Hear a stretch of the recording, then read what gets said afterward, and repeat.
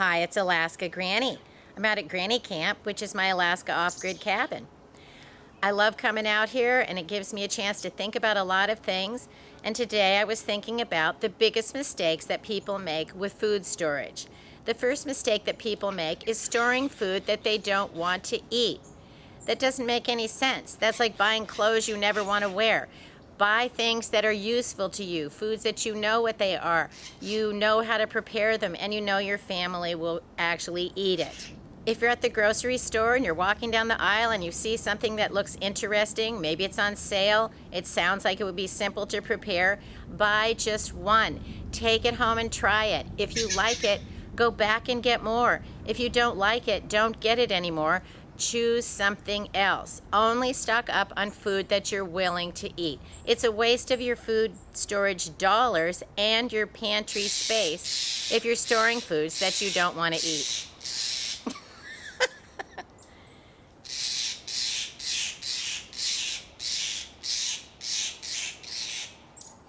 Sorry, I have a bird who's complaining. The second mistake is storing food in the wrong place. You want to store food in a cool, dry, dark area. Things like garages, sheds, and attics, even basements and cellars, aren't appropriate if they're not climate controlled to an extent of they don't get seriously hot and they don't get seriously cold.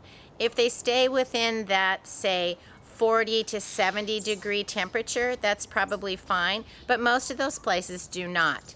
So you want to store food in an area that's safe so that your food will last.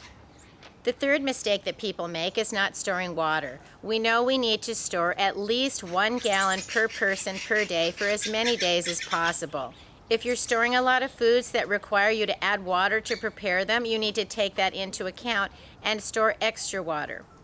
Also, make sure that you store water in a manageable sized container. Water weighs about 8.5 pounds per gallon, and if you store it in something that's so big you can't move it or it's too heavy for you to lift, that's not practical. You need to be able to access your stored water as well. Store water in 1-gallon containers, 2-gallon containers, 5-gallon containers, or even a 55-gallon container, but if you fill a 55-gallon barrel, realize that you need to fill it up where you're going to store it because you can't move it after it's full. It's impossible. Also, if you store it in a big barrel, you need to make sure that you have a way to access the water, whether you have some kind of a hand pump, a shaker siphon hose, and maybe even as something as simple as a dipper to dip in and take some water out.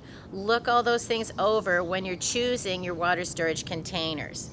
You don't have to go buy containers for these purposes. You can reuse things out of your recycling.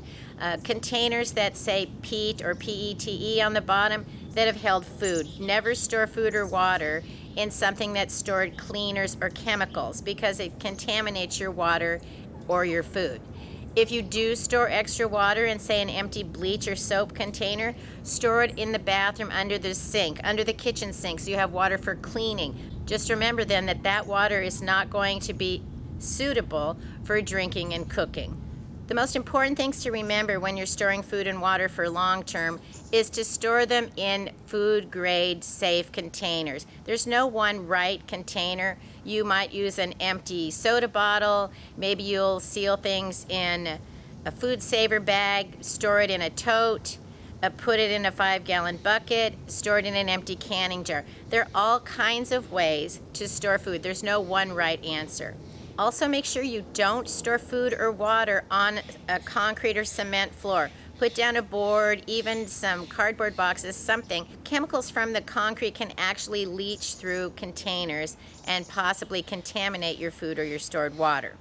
Do not store food or water in a cupboard or closet that also contains any kind of chemicals, paint, any of that stuff. You want to keep your food separate so there's not any kind of a cross-contamination with, say, insecticides or paint or any kind of chemical that wouldn't be safe in your food or your water. Then most importantly, keep track of what you have.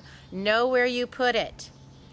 Know when the expiration date is. It doesn't necessarily expire. It's a best by, use by, sell by date, but you need to keep track of those dates and try to rotate and replace your food during that time frame.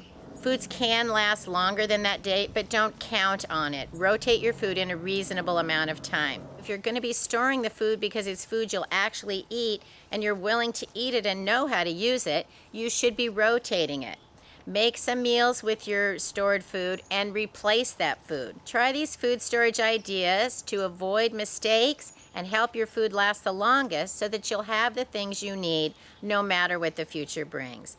That's what it's all about. We're storing it for an uncertain future. We want to make sure that we have what we want no matter what the day brings. If you liked my video, I hope you'll share it with someone else you think might enjoy it. Learn more at alaskagranny.com. And please subscribe to the Alaska Granny channel.